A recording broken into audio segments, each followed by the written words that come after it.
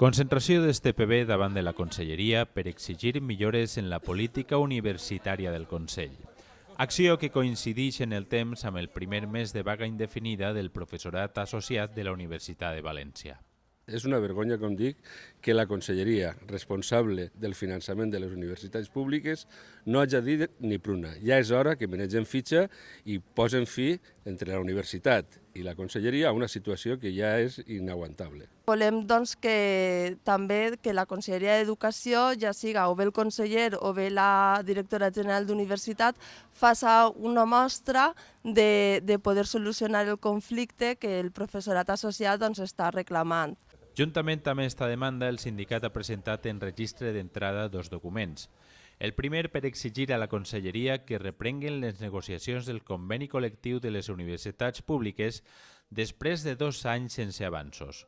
El País Valencià és l'única autonomia que encara no té un conveni col·lectiu per al personal laboral de les universitats i, per tant, és primordial que aconseguim un conveni ja.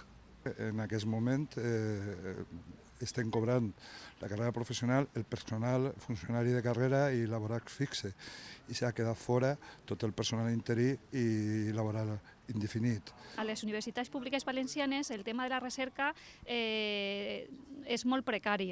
Tenen contractes que van renovant-se de poc de temps a poc de temps, no n'hi ha continuïtat, no n'hi ha estabilitat, el tema retributiu és molt baix.